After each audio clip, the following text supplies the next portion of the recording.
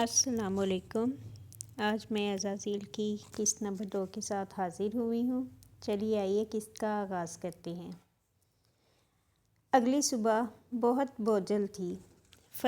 فجر کے وقت بھی گھر پر سناٹے کا ہی راج رہا۔ نازنین نماز پڑھ کر لیٹ گئی تھی۔ اس کا دل نہیں چاہ رہا تھا کچھ بھی زبان پر رکھنے کو۔ رات امی سے کی گئی بحث کے آثار اب تک اس کی یاد کے پردے پر تازہ تھے، لیکن وہ آثار صرف وہی محسوس کر سکتی تھی۔ چہرے سے اس نے ان تمام احساسات کے آثار مٹا رکھے تھے۔ اگلے ہی پل اس کے کمرے کے دروازے پر دستک ہوئی تو وہ سیدھی ہو بیٹھی۔ دروازہ کھلا اور اس میں صوفیہ نمودار ہوئی۔ ان کے ہاتھ میں ناشتے کی ٹرے تھی اور باپ اڑاتے چائے کے 2 کپ۔ اتنی دور سے بھی نازنین کو نظر آ گئے تھے۔ ناشتہ کر لو، یونی بھی جانا ہے نا پھر تم نے۔ وہ اندر چلی آئی، اس کے عین سامنے ٹرے رکھی اور پھر حسب عادت اس کی کتابیں اور استری شدہ کپڑے درستگی سے رکھنے لگی۔ وہ ان کی حرکات اداسی سے تک رہی تھی، پھر بے ساختہ ہی مسکرا دی۔ آپ نے کیا ہے ناشتہ؟ وہ اس کے بیڈ کی جانب چلی آئی، پھر اس کے سامنے بیٹھ گئی۔ ایک ہی رات میں نازنین کو وہ بہت کمزور اور بوڑھی محسوس ہونے لگی تھی۔ اس کے دل کو کچھ ہوا تھا۔ ڈائلیسس کی وجہ سے وہ پہلے ہی خاصی مزمحل محسوس ہوتی تھی۔ نہیں، تمہارے ساتھ کروں گی۔ مجھے پتہ ہے تمہارا سوکھے منہ ہی کام پر جانے کا ارادہ ہے، لیکن مجھے تمہاری فکر ہے۔ ناشتہ کرو پھر جانا۔ ان کی نرمی پر اس کا دل پگھل ہی تو گیا تھا۔ وہ اس سے کبھی بھی اس قدر ترش ہو کر بات نہیں کیا کرتی تھی، لیکن اس کے ہر دفعہ کے انکار نے انہیں اندر سے خوف زدہ کر دیا تھا۔ اسے پہلے اندازہ نہیں تھا کہ اس کا انکار امی پر اس طرح کا منفی اثر ڈالتا ہوگا، لیکن رات والا رویہ اسے یہ سب سمجھانے کے لیے کافی تھا۔ اسے اس معاملے کو بہت صباؤ سے ہینڈل کرنا تھا۔ امی، میں کہہ رہی تھی کہ ہم چلیں گے تایا کے گھر، اور ابھی اس کی بات مکمل بھی نہ ہوئی تھی کہ صوفیہ نے ہاتھ اٹھا کر اسے مزید کچھ بھی کہنے سے روک دیا۔ وہ یکدم چونک کر رک سی گئی تھی۔ تمہیں نہیں جانا تو مت جاؤ، میں تم پر زور زبردستی نہیں کروں گی نازو۔ کیا آج سے پہلے کبھی میں نے ایسا کیا تھا؟ نہیں بچے، بس تمہاری یہ بڑھتی عمر اور اپنی ڈلتی عمر کا غم مجھے اندر ہی اندر کھائے جا رہا ہے۔ شاید اپنے اندر یہ باتیں کافی عرصے سے رکھتے رکھتے میں تھک گئی تھی، اسی لیے تم پر رات کو اتنا غصہ ہو گئی۔ تم ٹھیک ہو اپنی جگہ، ہمیں نہیں جانا چاہیے۔ اور وہ اتنی بے وقوف تو ہرگز بھی نہیں تھی کہ ان کی نم آنکھوں کے پار جگمگاتی خواہش کو محسوس ہی نہ کر پاتی۔ اسے پتہ تھا کہ وہ رات بھر کس کرب سے گزری ہوں گی۔ صرف اس کی وجہ سے، وہ سب سالوں کے کرب سے اس کی وجہ سے تو گزرے تھے، تو کیا اب وہ تھوڑا سا بھی حصہ ان کو نہیں لوٹا سکتی؟ کیا تھوڑا سا بھی حق نہیں تھا امی کا اس پر؟ اس نے اگلے ہی پل امی کے ہاتھ تھام لیے تھے، پھر سوبر سی مسکراہٹ سجائے ہولے سے بولی، ہم چلیں گے امی، ہمیں جانا چاہیے۔ مجھے سچ میں کوئی مسئلہ نہیں ہے۔ لیکن صوفیہ کو اس پر یقین نہیں آ رہا تھا۔ وہ بوڑھی آنکھوں سے اس کا من موہنا سا چہرہ دیکھے گئی۔ اگر تمہیں تکلیف ہوتی ہے تو ہم نہیں جائیں گے بیٹا۔ نہیں امی، وہ ہنس دی۔ کسی بھی سنجیدہ معاملے کو حل کرنے کا سب سے اتھرا ہوا ہتھیار تھا یہ ہنس دینا۔ دل چاہے مٹھی میں جکڑا جا رہا ہو، لیکن ہنستے ہی سب ٹھیک ہو جاتا ہے نا؟ کم از کم اسے تو یہی لگتا تھا۔ میں کوئی چھوٹی بچی نہیں ہوں امی کہ آپ مجھے یوں ٹریٹ کر رہی ہیں۔ اتنی بڑی اب میں ہو گئی ہوں کہ مجھے کوئی بھی بات یوں ہرٹ نہ کرے۔ رہی بات جانے کی، تو میں بس اسی لیے پس و پیش کر رہی تھی کیونکہ میرا دل ان سب کی جانب سے اچاٹ ہو چکا ہے، لیکن پھر بھی ایک آخری دفعہ کوشش کرنے میں کیا چلا جائے گا؟ ہمیں جانا چاہیے۔ پھر اگر کچھ برا ہوا تو اس کے بعد میں کبھی ان کے گھر میں قدم بھی نہیں رکھوں گی، اور صوفیہ نے آنسوؤں سے بھری آنکھیں دوپٹے سے رگڑ ڈالی تھی۔ پھر مسکرا کر چہرہ اٹھایا، نازنین کے شفاف سے چہرے پر اپنا برا ہاتھ پھیرا۔ وہ انہیں بہت پیاری تھی، بہت زیادہ۔ ٹھیک ہے پھر، آج شام مہدی ہے بھائی صاحب کے گھر، کوشش کرنا وقت سے پہلے ہی آ جاؤ۔ بس اس تقریب کی ہی تو بات ہے، پھر ہم نے کون سا روز روز وہاں جانا ہے۔ اس نے اس بات میں سر ہلایا اور پھر چائے گھونٹ گھونٹ حلق سے اتارنے لگی۔ اب وہ ان سے سودے سلف کی باتیں کر رہی تھی، کپڑوں کی باتیں، گھر کے رینوویشن کی باتیں، باتیں ہی باتیں، تاکہ جہاں وہ انہیں زخم دے چکی ہے اسے اپنی باتوں سے بڑھ سکے۔ یہ صبح اس کی سوچ سے زیادہ نکھری نکھری اور شفاف تھی، رات آنے سے پہلے تک۔ ناشتے کی چہل پہل اور گھر میں پھیلی ہنگامی سی رونق سے اندازہ لگایا جا سکتا تھا کہ وہ بلا شبہ شادی کا ہی گھر تھا۔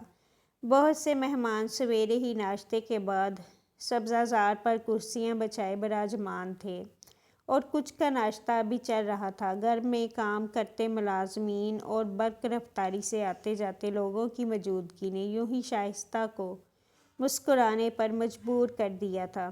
ان کے لاڈلے سپوت کی شادی تھی، بھلا وہ خوش کیوں نہ ہوتی، لیکن ان کی خوشی اگلے ہی پل سمٹ بھی گئی تھی۔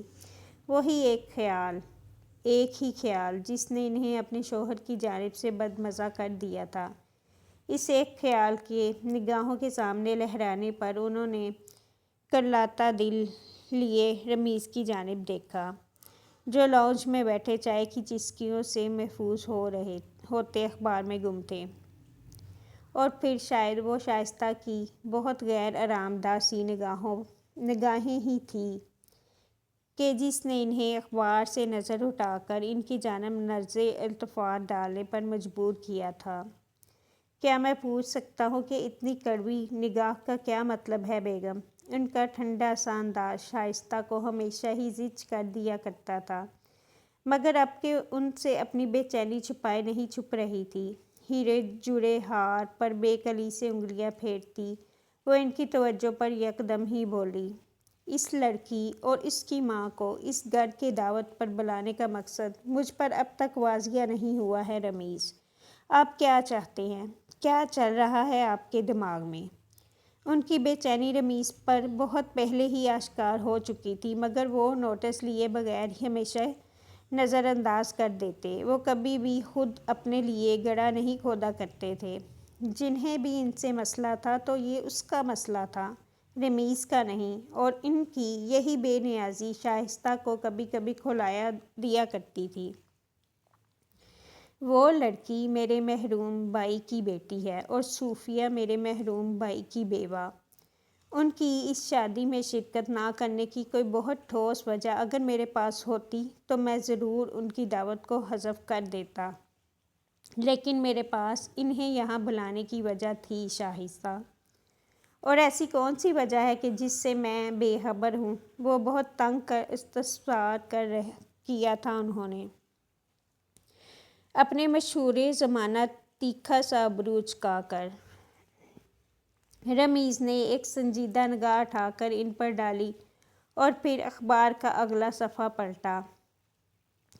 آپ کی چٹخارے دار زبان کا بہت بڑا کردار رہا تھا ویسے بیگم۔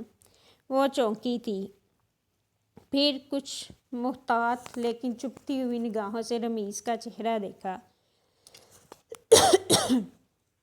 کیا مطلب؟ مطلب صاف ہے، رضا کے سسرالیوں کے سامنے میرے اس مردہ بھائی کو زندہ کرنے کی کیا ضرورت تھی؟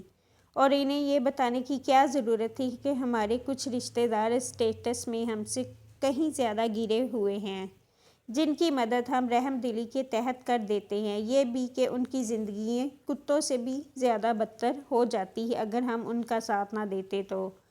اور شائستہ کے اوپر اگلے ہی پل گڑوں پانی پڑ گیا تھا۔ یہ تو انہیں یاد ہی نہیں تھا کہ اپنی شان و شوکت کو مقابل کے سامنے بلند کرنے کے لیے وہ جس ستون کا راستہ اختیار دے چکی تھی وہ کوئی اور نہیں جاوید انصاری کا گھرانہ ہی تھا، بقول ان کے ذلیل گھرانہ، کمتر اور بدتر گھرانہ، ہر ایسا گھرانہ جو امیر لوگوں کو اکثر اپنی برتری اور نیک نیتی ثابت کرنے کے لیے درکار ہوتا ہے۔ تو اس سے اس دعوت کا کیا تعلق؟ ان کا چہرہ سفید پڑ چکا تھا لیکن زبان اب بھی اسی روانی سے پھنکاری تھی۔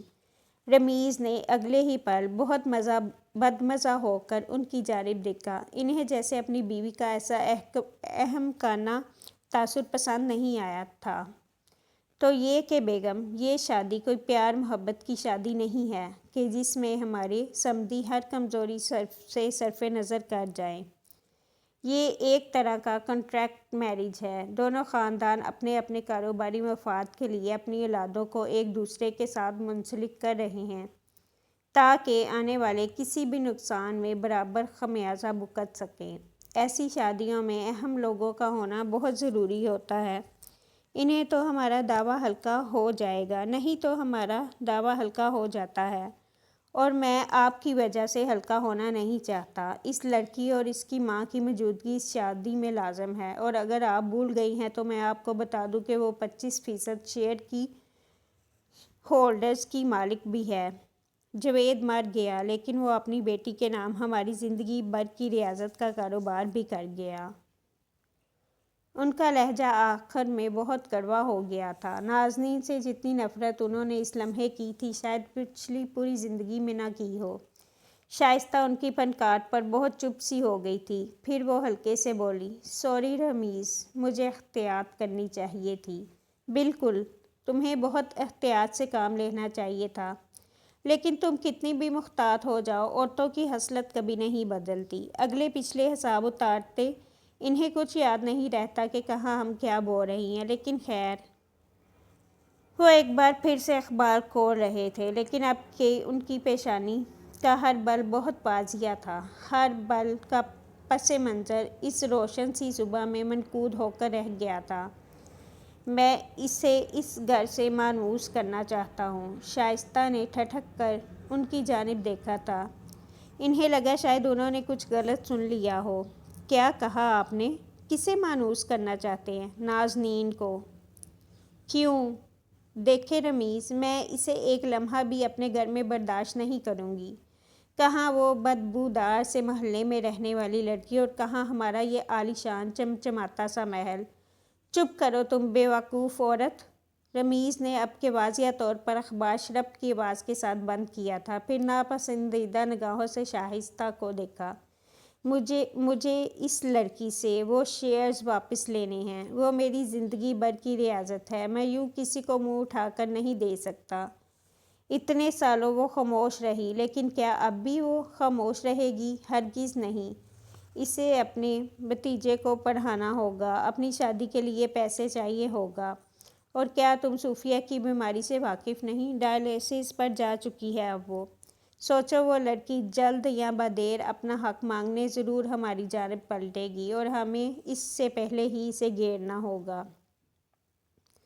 وہ پیشانی مسلتے اب کچھ پیچھے ہو کر بیٹھے تھے۔ اس سے ایک خیال نے ان کی نیند تک اڑا دی تھی۔ وہ لڑکی ابھی اس جانب متوجہ نہیں تھی، لیکن وہ جلد ہی اپنا حق مانگنے چلی آئے گی، اس کا اندازہ انہیں تھا۔ لیکن ہم اس سے یہ سب کیسے لیں گے رمیز؟ وہ کوئی چھوٹی دودھ پیتی بچی نہیں ہے کہ ہم اسے جیسے چاہیں جدھر چاہیں موڑ دیں۔ وہ سمجھدار اور زیرک لڑکی ہے، کبھی بھی ہماری بات نہیں مانے گی۔ رمیز کے چہرہ اب کے پتھر جیسا سخت ہو چکا تھا، یوں گویا پتھر ہو گیا ہو۔ ظاہر ہے جب وہ بات مانے گی نہیں تو ہم اس سے اپنی بات منوائیں گے۔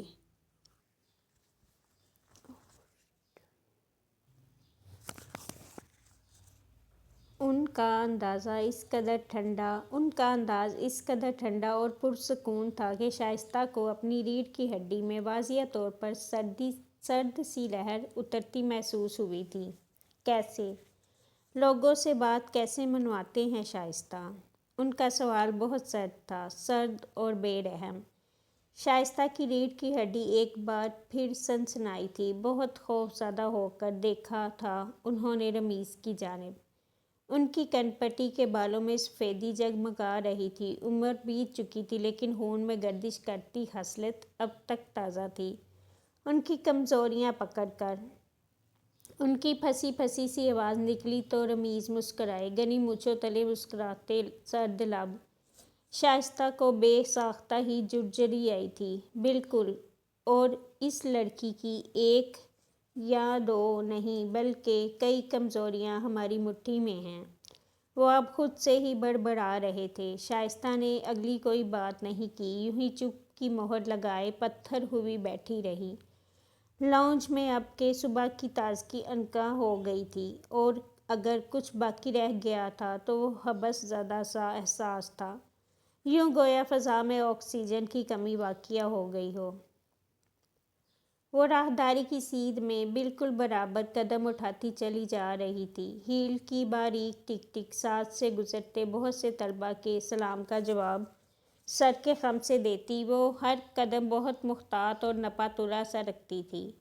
آج اس نے موسم کی مناسبت سے کاٹن کا بے حد نفیس سا قمیص شلوار زیب تن کر رکھا تھا، دوپٹہ ایک جانب کندھے پر ڈالے وہ اس کھلتے سے جامنی رنگ میں اتنی دور سے بھی دمک رہی تھی۔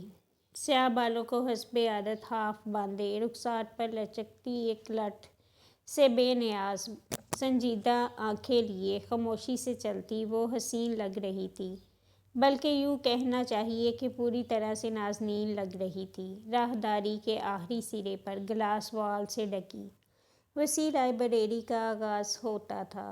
اس نے دروازہ دھکیل کر لائبریری میں قدم رکھا اور اپنے ٹیبل کی جانب بڑھ آئی۔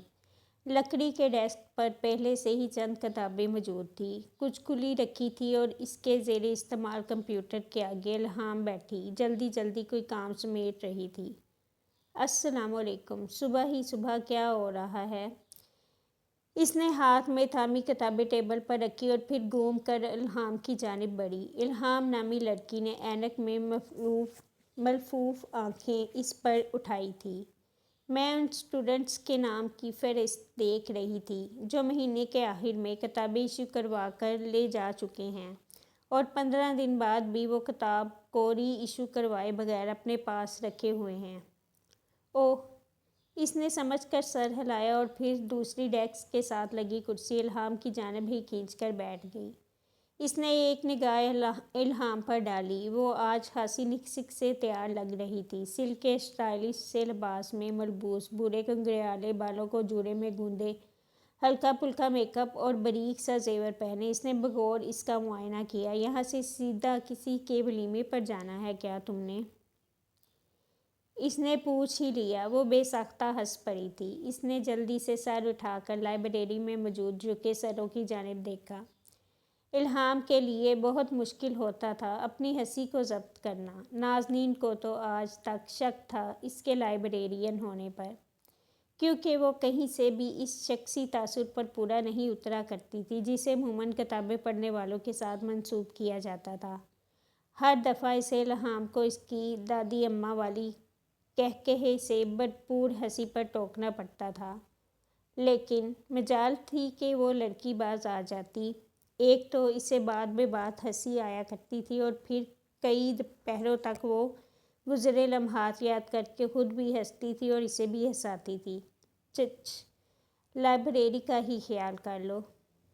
اس نے گرک کر اپنے کام کا رجسٹر اٹھایا اور سیاہی والا قلم انگلیوں کے درمیان حسب عادت پھنسا کر رجسٹر کھولے مصروف ہو گئی۔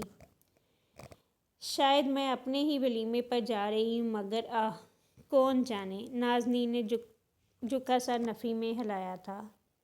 بہت شوق ہے تمہیں اپنے ولیمے پر جانے کا۔ مجھے لگتا ہے کہ تمہارا داخلہ اس لائبریری میں بند کرنا پڑے گا۔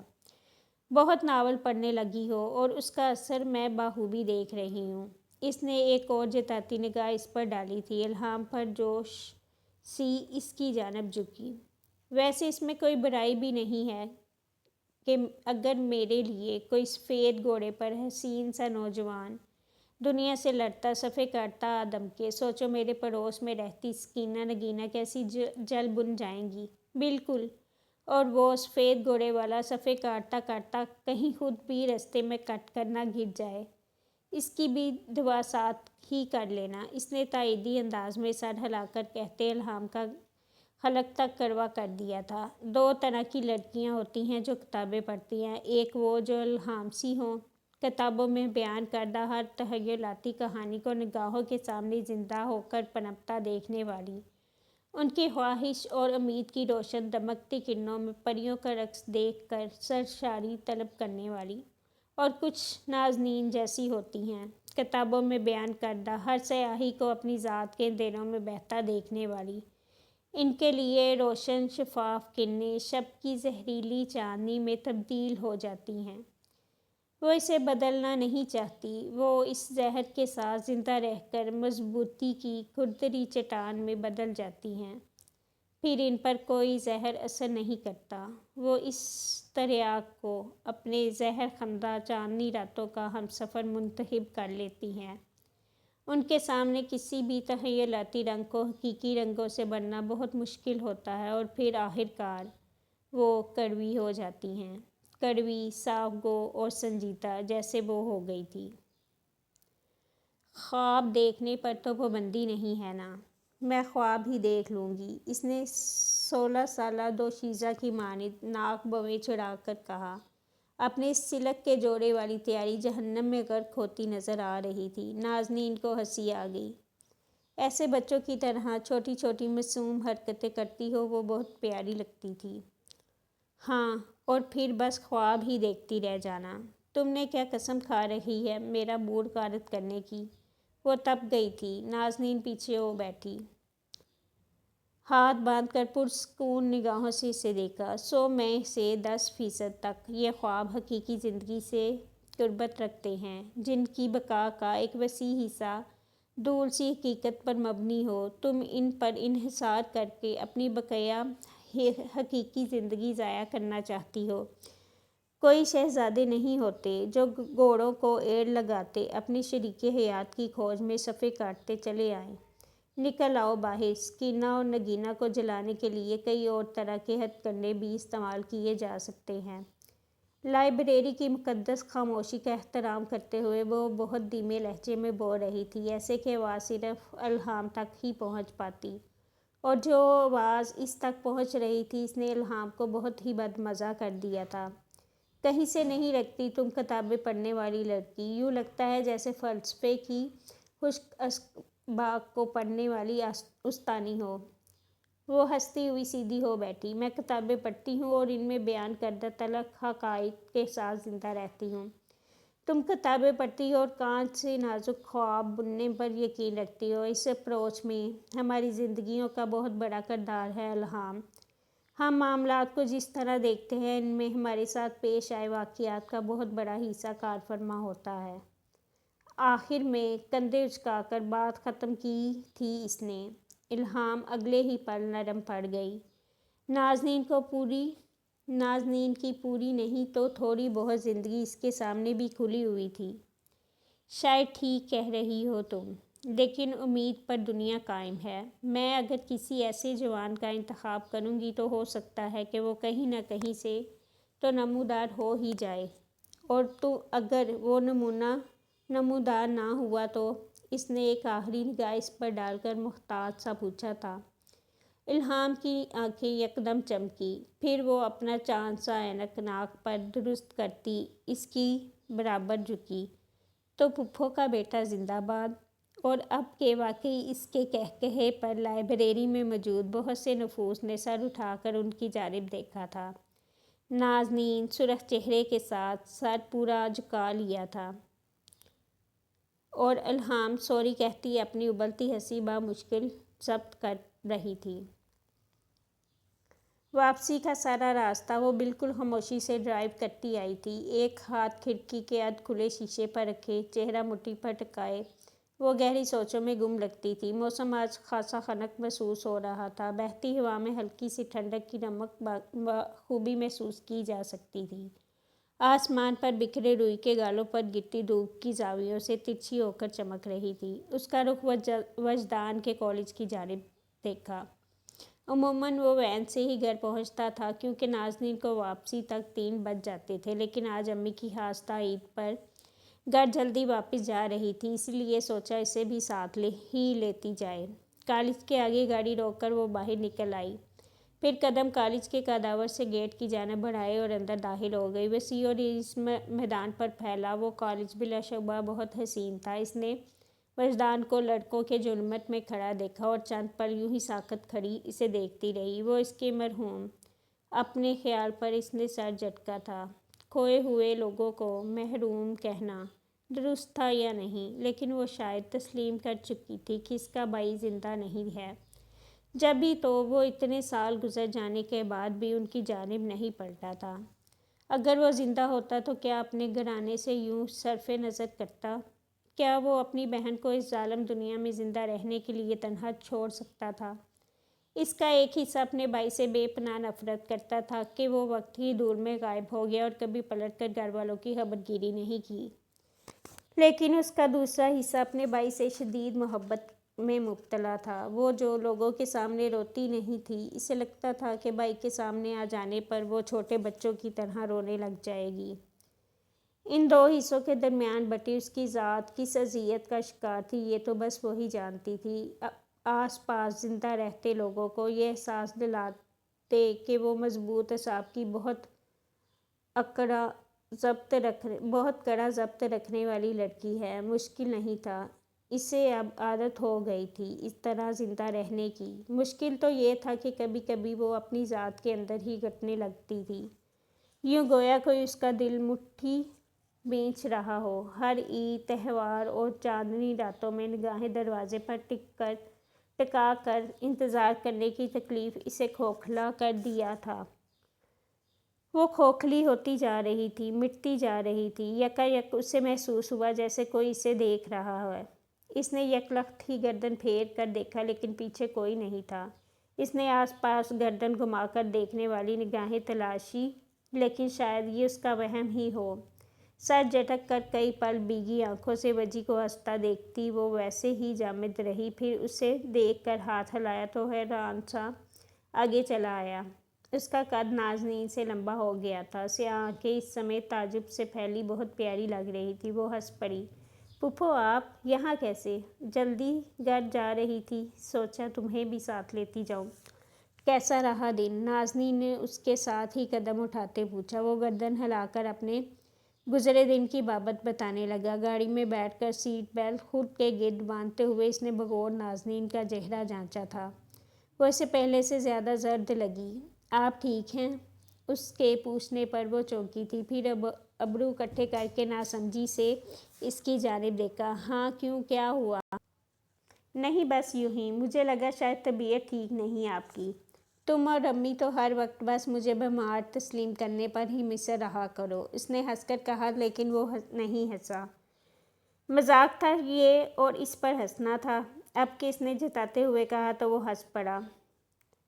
پھوپھو کے مذاق پر اسے کبھی ہنسی نہیں آیا کرتی تھی۔ وہ زبردستی خود پر سے توجہ ہٹانے کے لیے کوئی ہلکی پھلکی سی بات کیا کرتی تھی، لیکن وہ جانتا تھا کہ پھوپھو کو کتنی پریشانیاں لاحق تھیں۔ رات مہدی میں چلو گے؟ کئی پل کی خاموشی کے بعد نازنین نے ہی سوال کیا تو وجی نے نفی میں سر ہلایا۔ کل میرا گرینڈ ٹیسٹ ہے، میں نہیں جا سکتا۔ اتنا تو پڑھتے رہتے ہو ہر وقت، رات میں 2 گھنٹے نکالنے سے کوئی کسر تو نہیں رہ جائے گی۔ میں بالکل اکیلی ہوں اور وہاں ہونے والی بوریت کا سوچ کر ہی مجھے غش آنے لگا ہے وجی۔ بالکل بھی نہیں، آپ کو اندازہ نہیں ہے کہ میڈیکل کالجز میں داخلہ وقت کے ساتھ ساتھ کس قدر مشکل ہوتا جا رہا ہے۔ میں نے اگر نہیں پڑھا تو اس کا دیر پا اثر میرے اکیڈمک ریکارڈ پر پڑے گا، جو میں ہرگز بھی نہیں چاہتا۔ اسی لیے میں بالکل بھی نہیں جاؤں گا، صرف آپ جائیں گی، وہ بھی دادی کے ساتھ۔ اور ایک بات اور۔ وہ جو روانی کے ساتھ مزے سے بول رہا تھا سانس لینے کو رکا۔ نازنین کی پیشانی پر ابلتے بلوں نے اس کے پیٹ میں گدگدی سی کر دی تھی، لیکن ابھی ہنسنے کا مطلب تھا ٹھیک قسم کی جھاڑ کا سامنا کرنا، جو وہ کرنا نہیں چاہتا تھا۔ میں آپ کی بوریت دور کرنے کا سامان ہرگز بھی نہیں ہوں، اسی لیے اس وجہ سے تو میں آپ کے ساتھ ہرگز بھی نہیں جاؤں گا۔ یہ میری ذاتی حیثیت پر کاری وار جیسا ہوگا۔ اس نے بگڑے سے تاثرات لیے وجی کو دیکھا تھا۔ وہ مسکراہٹ روکتا لب دبائے کھڑکی کی جانب چہرہ کیے اس کی جانب سے ہونے والے وار کا منتظر تھا۔ اچھا ٹھیک ہے، مت جاؤ، بلکہ یوں کرو بھاڑ میں جاؤ۔ اس نے یہ دوسرا انکہا فقرہ سنا تھا۔ آپ نے محض وہاں جا کر کیمسٹری کی حد درجہ بورڈ کلاس کی طرح حاضری نہیں لگانی ہے پھپھو۔ لوگ دعوتوں پر بلاتے ہیں تاکہ ہم باہم تعلقات کو مزید کشیدہ ہونے سے بچا سکیں۔ آپ نے وہاں جا کر لوگوں سے گھلنا ملنا ہے، باتیں کرنی ہیں، زومبی کی طرح گردن ایک زاویے پر رکھ کر، انہیں خود سے دور نہیں بھگانا۔ دیکھو تو ذرا اس ٹانک جتنے لڑکے کو، بھتیجے سے دادا ابا بنتے اسے ذرا جو وقت لگتا ہو۔ نازنین برے برے منہ بناتی اس کی نہ ختم ہونے والی نصیحتیں سن رہی تھی۔ یہ تو طے تھا کہ وہ وہاں جا کر کسی سے بھی گھلنے ملنے کی کوشش نہیں کرے گی۔ اس کی کوشش آخر حد تک یہی ہوگی کہ وہ نہ جائے، کسی چیز کو اپنے لیے قربانی کا بکرا بنا لے۔ اور اگلے ہی پل اس کی آنکھیں چمکی تھی، اس کا بکرا اس کے ساتھ ہی بیٹھا تھا۔ تم بیمار پڑ جاؤ وجی، دماغ میں ابھرتی نئی ترکیب کو سوچتے اس کی آنکھیں جگمگا رہی تھی۔ وجدان نے بغور اس کے تاثرات دیکھے۔ میں ہرگز بھی بیمار نہیں پڑ رہا پھپھو۔ وہ بیچارہ ہر وقت اس کے لیے بیمار پڑ پڑ کر تنگ آ چکا تھا۔ وہ جانتا تھا کہ نازنین لوگوں سے بھرپور تقریبات میں آنا جانا پسند نہیں کرتی تھی، بلکہ اسے تو انسانوں کی جرمٹ سے ہی کوفت ہوتی تھی۔ اسی عادت کے پیش نظر جب بھی کوئی دعوت ان کے گھر پر وارد ہوتی اور اسے صوفیہ کی نگاہوں سے بچنے کا کوئی حل نہ سوجھ رہا ہوتا تو وہ وجی کو بیمار کر دیا کرتی تھی۔ یہ بیمار ہے، اب اس کی بہت پرواہ کرنے والی پھپھو کیسے جائے گی اسے چھوڑ کر؟ مجبوراً شادیوں، میلادوں اور قرآن خوانیوں میں صوفیہ کو ہی بدستور حاضری لگوانی پڑتی، لیکن اب وجدان نے اسے صفا چڑھ جواب دیا تو اس نے گھورتی نگاہیں اس کی جانب پھیری۔ اپنی پھپھو کو انکار کر رہے ہو تم وجی؟ اتنے بڑے ہو گئے ہو؟ پھپھو تو امرتسر کی آخری شہزادی بنی اس پر برسنے کو تیار ہو رہی تھی، لیکن اس نے بھی راجہ مہاراج سنگھ کی مانند ہاتھ اٹھا کر اسے مزید کچھ بھی بولنے سے روک دیا۔ آپ جا رہی ہیں اور یہ طے ہے، میں تمہیں کٹ کیٹ سے نوازوں گی۔ کیا طاق کروار کیا تھا پھپھو نے؟ اس نے لب بیچ کر بیچاری نگاہوں سے نازنین کی جانب دیکھا تھا۔ کتنی تیز ہیں آپ، میں پھر بھی نہیں جاؤں گا۔ اسے پتا تھا کٹ کیٹ کا کوئی ثانی نہیں، لیکن پھر بھی وہ انہیں بھیجنا چاہتا تھا۔ کبھی نہ کبھی تو انہیں اپنے ہول سے نکلنا ہی تھا۔ گھر کے باہر پہنچ کر بھی وہ دونوں بحث میں مصروف رہے۔ گھر کے اندر کچا فرش عبور کرنے سے لے کر ٹائلز کی رازدانی تک ان کے مابین تیسری جنگ عظیم چھڑ جانے کے آثار وضاحت سے جگمگانے لگے تھے۔ یہ ان کی منمناہٹ ہی تھی کہ صوفیہ ہاتھ پوچھتی باورچی خانے سے نکل آئی تھی۔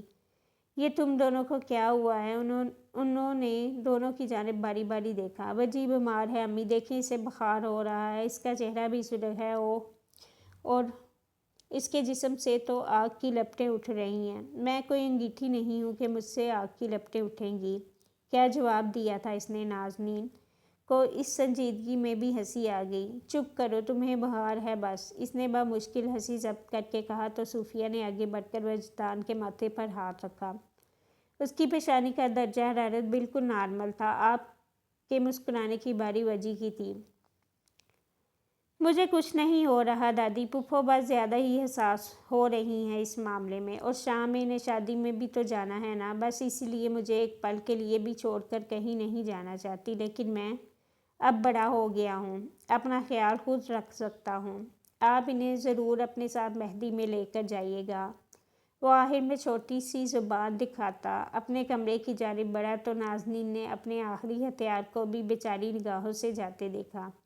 اب تو کوئی راستہ نہیں تھا اس تقریب سے بچنے کا۔ تم چل رہی ہو نا شام میں نازو؟ صوفیہ نے ایک آخری بار یقین دہانی چاہی تو اس نے کمزور سا اس بات میں سر ہلا کر جی امی کہا اور اپنے کمرے کی جانب بڑھ گئی۔ سر شام ہی مغرب کی نماز کے بعد صوفیہ کی جانب کا فون کھڑکھڑا اٹھا تھا۔